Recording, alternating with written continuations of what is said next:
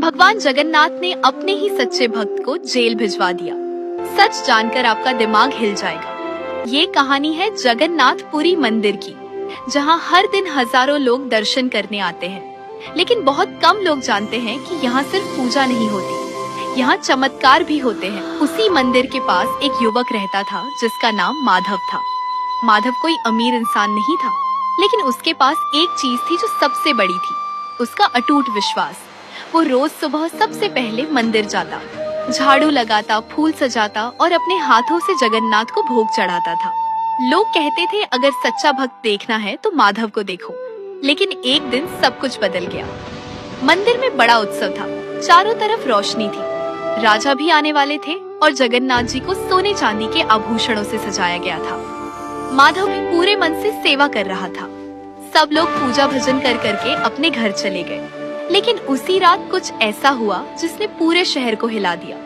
मंदिर के अंदर एक अजीब भूत जैसी परछाई आई और जगन्नाथ भगवान के आभूषण चुरा कर ले गई। सुबह जब पुजारी मंदिर पहुँचे तो उन्होंने देखा कि जगन्नाथ के सारे कीमती आभूषण गायब थे। पूरा मंदिर सन्न रह गया। चारों तरफ अफरा तफरी मच गई। राजा के सैनिक ने जांच शुरू की तो शक सीधा माधव पर गया। सैनिक उसे पकड़कर राजा के सामने ले आए। राजा ने गुस्से में पूछा, सच बता, आभूषण कहाँ छुपाए हैं? माधव रो पड़ा और बोला, महाराज मैंने कुछ नहीं किया। मैं तो जगन्नाथ का सेवक हूँ। लेकिन कोई उसकी बात मानने को तैयार नहीं था, क्योंकि आभूषण का एक टुकड़ा उसके घर के पास मिला था। अब सबको यकीन हो गया कि वही चोर है। बिना कुछ सोचे उसे जेल में डाल दिया गया। अंधेरी कोठरी में बैठा माधव रो रहा था और कहा, प्रभु मैंने तो हमेशा आपकी सेवा की, फिर मेरे साथ ये क्यों? अगर मैं गलत हूँ तो मुझे सजा दो, लेकिन अगर मैं सही हूँ तो आप खुद आकर सच बता दो।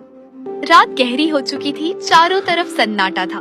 तभी अचानक उस कोठरी में एक अजीब सी रोशनी फैलने लगी और जो उसने देखा उसे देखकर उसकी सांस रुक गई। उसके सामने खुद जगन्नाथ खड़े थे। शांत मुस्कुराते हुए माधव की आंखों से आंसू बहने लगे। उसने कांपती आवाज में कहा, प्रभु आप।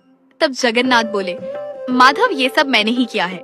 माधव हैरान रह गया। उसने पूछा, प्रभु आपने ऐसा क्यों किया? जगन्नाथ बोले, मैं देखना चाहता था कि तुम्हारी भक्ति सच्ची है या नहीं। जब पूरी दुनिया तुम्हारे खिलाफ हो जाएगी तब भी क्या तुम मुझ पर विश्वास रखोगे? माधव रोते हुए बोला, प्रभु मुझे आप पर पूरा विश्वास है। उसी रात राजा को भी एक सपना आया। सपने में जगन्नाथ प्रकट हुए और बोले, जिस भक्त को तुमने जेल में डाला है वो निर्दोष है। आभूषण मैंने खुद छुपाए हैं। राजा डर कर उठ गया और सुबह होते ही राजा तुरंत